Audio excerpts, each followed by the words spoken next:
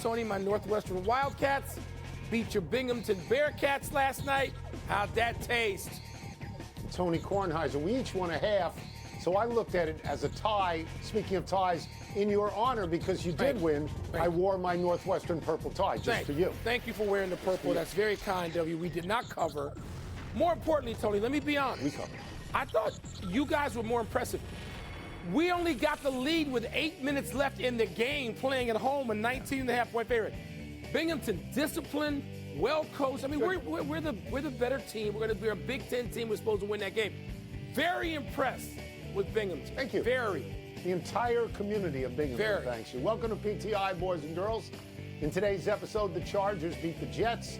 Top-ranked LSU goes down in its opener, and Jeff Saturday joins us for 5 good minutes.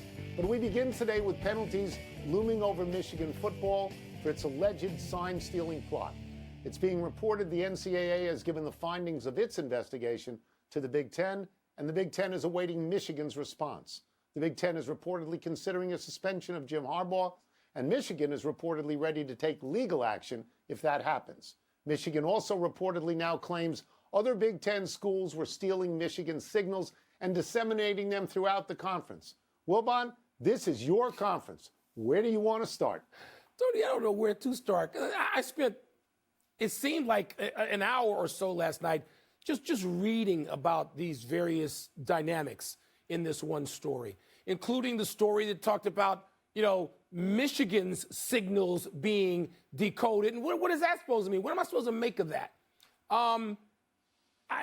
Tony, I don't believe that the conference has the stones, if you will, to do anything that will take Michigan out of play, potentially from playing in the playoff and therefore playing for a national championship. I don't believe the conference I went to school in has the guts to do that. People may want to do it, okay, or they may recommend a suspension and the league may try to apply one, and Michigan will do whatever its lawyers tell it needs to do to avoid that. Right. Michigan will suffer no penalties between now and January, whatever that game is. I just don't see that happening. All right, I'm not going to sit here and defend Michigan if it turns out that they deliberately and surreptitiously attempted to get these signals by violating the rule of not having advanced scouting. And I'm not going to sit here and defend Jim Harbaugh in this case, although I think a school like Michigan, if this happened, that they are smart enough to make sure that Harbaugh has plausible deniability, that it wouldn't reach his level, it would stop at the assistant's level. My sense of this is that the rule was violated many times. We both think it's a stupid rule, because everybody scouts. In the pros, you scout all the time, so we think it's a dumb rule, but it is the rule. So if the NCAA wants to come in and give a sanction because it holds a head coach responsible, but the Big Ten its bylaws does not explicitly hold a head coach responsible, then I can see Michigan getting its legal team out and saying this is ridiculous. And like you, I think we're in for the long haul. I think Michigan, to its great advantage, conveniently will get the chance to play Penn State, play Ohio State, and win its way into the playoffs and maybe the national championship before it gets adjudicated. And then Harbaugh can go coach the Bears, which I know will make you happy. Be a win-win for certain people, wouldn't it? For Jim Harbaugh, if we can win a national championship, they'll get millions of dollars to coach where he played. Tony, maybe I'm not being tough enough, critical enough about this whole episode, but I just believe the rule is bogus. Yes, I believe that Michigan, whoever it is that went out to scout, broke the rule. I don't have any doubt about that. There are a whole lot of rules that get broken. I don't believe in this rule. I don't believe the Big Ten is going to do anything about it, and I don't believe the NCAA is going to do anything that matters before the national championship playoff. I don't believe that. Let's move to the National Football League and the Chargers rolling over your Jets. LA took the lead early, never looked back, while the Jets' offense was totally inept, losing 3 fumbles, allowing 8 sacks, and going just 3 for 13 on third down conversion attempts. Tone, what does last night's result tell you about both the Chargers and the Jets? First of all, I actually think it was 3 for 17. It's worse than you think. That over the course of the entire season with the Jets, their percentage of third down conversions is 22%, which I'm told is the worst mark in the NFL in the last 45 years. Look, here's what it tells you about the Jets. They're not a playoff team. I don't care how good their defense is. They have no offense. They get 16 points a game. They've got a quarterback who is not proficient enough on the NFL level to lead them to anything, Zach Wilson. We've seen this not for 6 games. We've seen this for a couple of years now. They scored 6 points last night, 2 field goals. Mike, they have 8 offensive touchdowns in 8 games. Okay, they're just not good. So if you say to yourself, do they miss Aaron Rodgers? Yeah, they miss Aaron Rodgers. What I saw with the Chargers is nothing much. They've beaten the Bears and they've beaten the Jets. The last 2 weeks, they're 4-4. They're a playoff team, maybe. Are they a winning playoff team? No, because when you look at them, you don't see it. No, Tony, I completely agree down the line with you there. I wanted to see something in the Chargers that makes me say, okay, the Chargers are ready to challenge. No, they're not. I mean, beating the Bears and Jets. And maybe they'll get there. There's still half a season left. They have time to get there. That's right. The Jets, That's right. Wow, Tony. I kept thinking, okay, they got the ball now. They've got field position. This is a chance for the Jets just to put together decent B-minus offense can get them back in this game, and they couldn't produce it. But here's the thing, Tone. I don't want to hear that Aaron Rodgers is going to ride to the rescue. I don't believe that. I believe that is about as much as I believe that the Big Ten is going to suspend Michigan and take them out of play for a national championship run. I don't believe that Rodgers is coming back and is going to be on the field as the Aaron Rodgers we have known for almost a couple of decades in the next few weeks. I'm not buying that. So I don't see the Jets as anything special. And, man, if you're that defense, you got to feel betrayed almost by that inept offense. I'll just tell you this. If Aaron Rodgers played, he'd get more than a touchdown a game even if he wore a boot. College basketball opened last night, and the thud you heard was not Binghamton. We covered. We led with 11 minutes to go. No, the thud you heard was from number 4 Michigan State losing at home to unranked James Madison. And the thud you heard was the defending women's champs, number 1 LSU, losing at a neutral site to Colorado by 14 points, 92-78. Wilbon, which was the bigger surprise to you?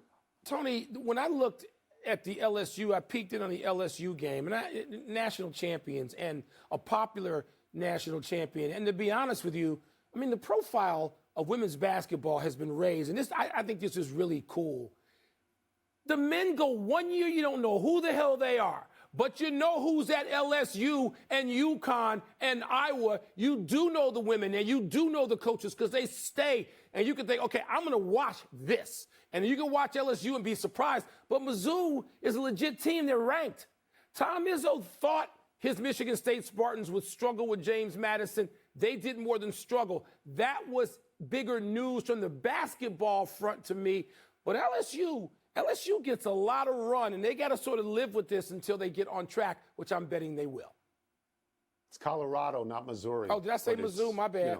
Colorado. Yeah, it's okay. Deion school. Look, the biggest surprise to me all night was finding out today that the only reason Tom Izzo scheduled James Madison was because his nephew, and let me get this name right, Matt Buckland, is an assistant on the JMU staff, his sister's child. So won't that be pleasant dinner table conversation on Thanksgiving evening?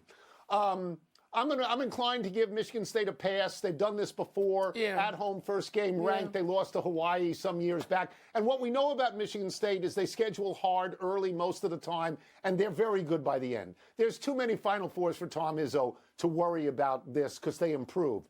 The LSU thing is a stunner, Mike. I know Colorado's ranked. I know they made the Sweet 16. LSU won the whole thing, Mike, and they had almost everybody back, including Angel Reese, their best player. Mike, they gave up 92. They didn't give up 92 at all last year. Not to Iowa, not to South Carolina. But you know, those super teams, they got to work in all the people from the transfer portal. They didn't lose their first game until February. That's the stunner to me. Let's take a break. Coming up, Antonio Pierce won his first game as an interim coach. We will ask Jeff Saturday, who went through that, what's different about Game 2. We'll also ask him about the degree of difficulty of what Josh Dobbs pulled off on Sunday. Amazing. Tony, LSU, they were playing an equal, more or less. Pardon the Interruption is presented by Crown Royal.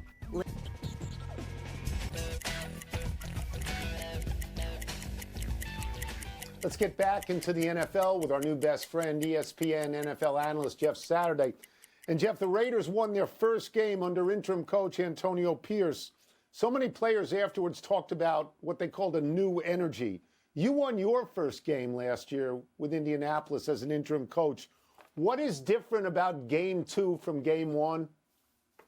No, that's a great question. I mean, I think part of this is, for the Raiders, I think it felt like to me that the players were ready for McDaniel, to move on, right? I mean, from all the things that you've read. And so I think the excitement for those guys, I think, showed up. That was not the situation in Indy. The players love Frank. Mr. Irsay had made a decision. He was going to move on from Frank, and so that was that decision. So I think it's a little bit different. But I would tell you this, like the energy and the buzz, like players understand when coaches get fired, players can get fired as well, right? So it kind of ignites everybody to get get excited. Let's get this thing going. I will say this. We ran into a bit of a buzzsaw, right? We go to the Raiders, we win at the Raiders. We come home and we play the Eagles at home. We actually have them. They drive the ball down and score at the very end of the game and end up getting the victory. And it was an enormous win for those guys. And unfortunately for us, then we faced the Steelers who were hot. So it has a lot to do with your opponents. And I hate to say that, but that's the world we live in. And so get them when you can. It met up perfectly with the Giants, but they got a lot of work to do. And AP knows that. But congratulations to AP and those Raiders, man. They played lights out. They got after them from first whistle to last whistle. Very, very impressive win. Well, Antonio Pierce was certainly one of the huge stories in the league this week, Jeff. But so was Josh Dobbs, who doesn't even get to practice. He can't even know anybody's name. He goes out there and has this incredible game. Even to outsiders, this is amazing. But to somebody like you who is there, who has been there, how difficult is it to do what Dobbs did on Sunday?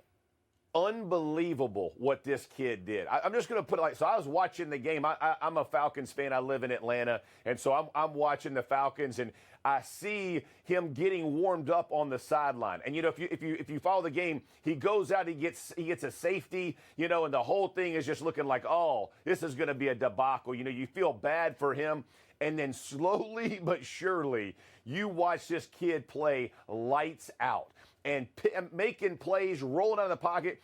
As he's coming to the sideline, the coaches are literally explaining to them, hey, here's what this route is going to be, or this might be a little bit different. And you can see the exchange between the coaches and Josh Dobbs.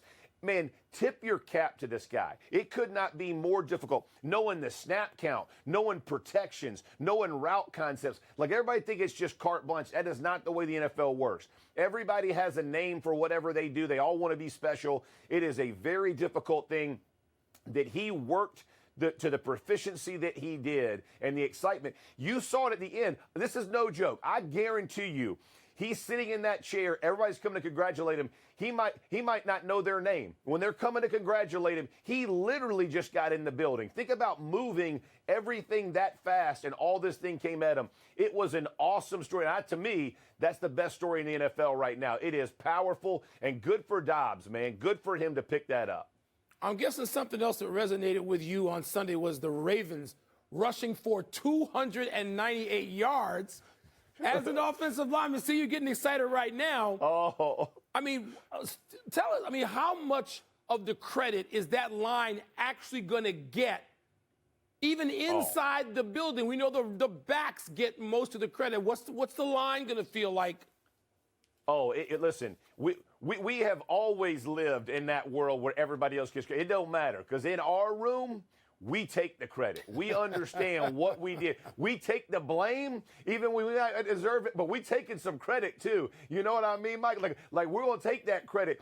These guys played lights out. And listen, this ain't just last week. They are getting more dominant up front each and every week. And you are seeing the Ravens, they are physically manhandling people. And this isn't just a Lamar Jackson show. And listen, to his credit, the kid is phenomenal. But it ain't just him scoring. They are physically dominating, giving the ball to the running back, letting him throw from the pocket. He has time in the pocket. They are doing everything extremely well at an extreme high level in Baltimore.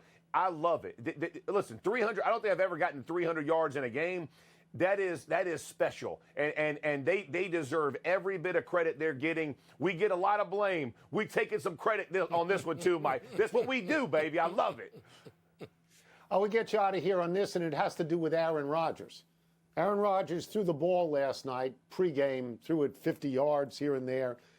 But how mobile, like he talks about coming back, but how mobile would he have to be for you as an offensive lineman to feel comfortable with him out there, to be able to protect him? Yeah, he has to be very mobile. I mean, here's the thing.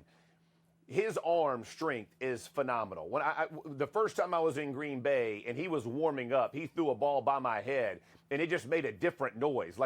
And I played with Hall of Famers, so make no mistake. I've been around some. This dude spins it different. So the arm strength is going to be just fine. But the ability to protect yourself, because at some point they're going to bring more than you can block. That's just the reality of defense in the NFL right now. You go play, think about it, you go play the Chiefs with Spagnuolo. He's going to bring one more than you have. So at some point you have to be able to protect yourself. Now, the thing about Aaron is he sees those things ahead of time and his reaction can be better. But at some point it is going to be, I have to run away from a guy who's really fast, really strong, and can be really big.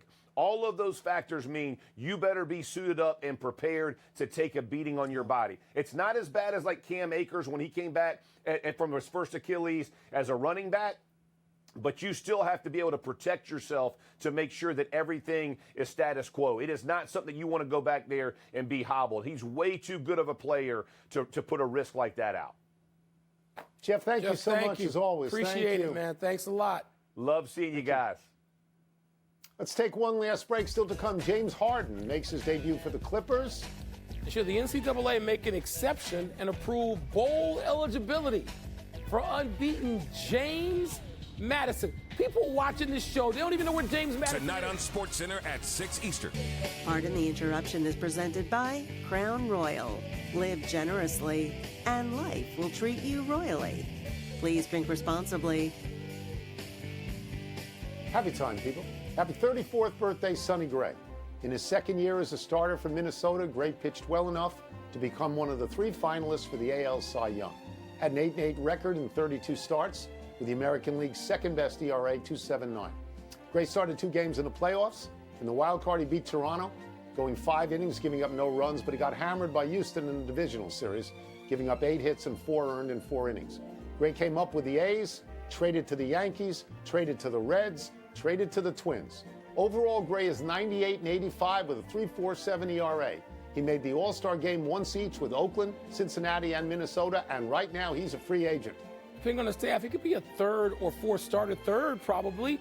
Cubs have some money and need for a veteran starter. Let's go. Not so happy anniversary Mike Brown on this day 11 years ago. Brown coached his last game of the Lakers as they dropped to 1-4. His next head coaching job was in Cleveland, where he started out as a head coach. But Brown lasted just 1 season in his return. Eventually, Brown signed on as an assistant to Steve Kerr in Golden State, and he was part of 4 Warriors title teams.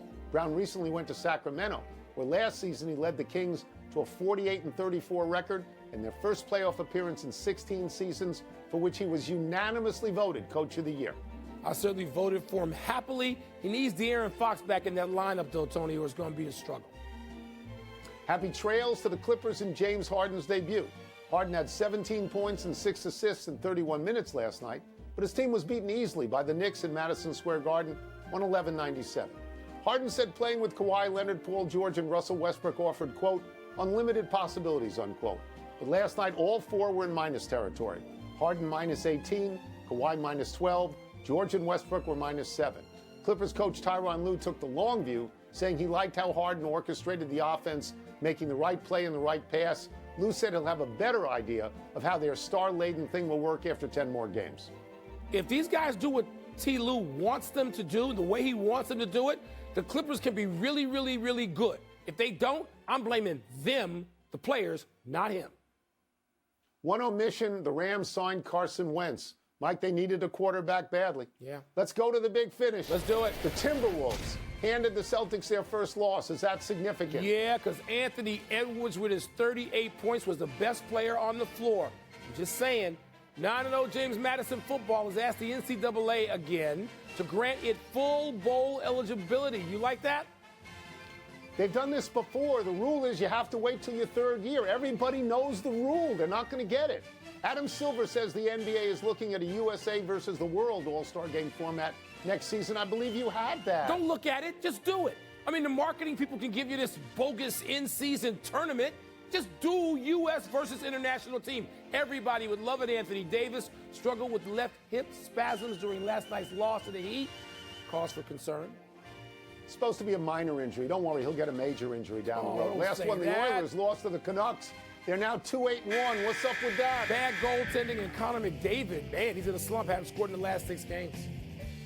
We're out of time. Try and do better the next time. I'm Tony Kornheiser. And I'm Mike Wilbon. Same time tomorrow, knuckleheads. International versus U.S., Tony. All-Star weekend. That's what it needs to be. And now, your sports. What is the biggest surprise midway through the NFL season? Tony, it's sort of a surprise to me that there's no great team.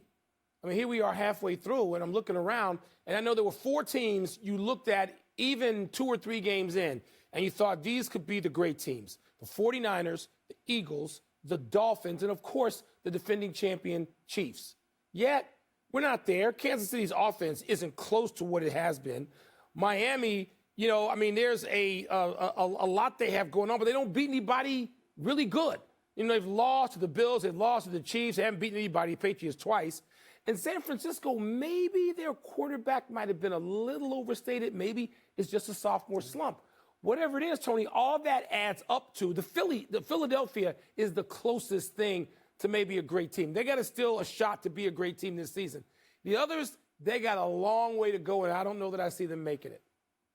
I'm going to do this, and I'm not going to be able to connect the dots on this because it's just random thoughts. But I think Philadelphia has a chance to be a great team. I would also tell you Baltimore has a chance to be a great team. Baltimore might. Okay. I mean, they've shown that. They've shown Lately. that very recently. I agree with you about San Francisco. I agree with you about Buffalo. I agree with you about Miami. They are sliding. We don't really understand why. I would say the biggest surprise among players is C.J. Stroud. He's a rookie from Ohio State, which has never produced a great quarterback in the NFL. And he's the 4th-rated quarterback in the entire league, and rookies don't do that. But I am struck, Mike, by how many bad teams there are. I've just written down some bad teams. The Giants, the Panthers, the Broncos, the Raiders, the Buccaneers. I think the Packers are a bad team. The Bears, the Patriots, really bad. Yeah. The Cardinals, the Rams are bad. There's a lot of bad teams. Football. Now, we're halfway through. So somebody wins 6 out of the next 8, and it changes your opinion. But I'm struck by how many teams are, 3-5, Dreadful. 4-5. Yeah. They're not good. Not good. Oh, they're not going to like that, man. We just said, not a whole lot of great stuff going on at the halfway point. That's it. We're done. Back to you.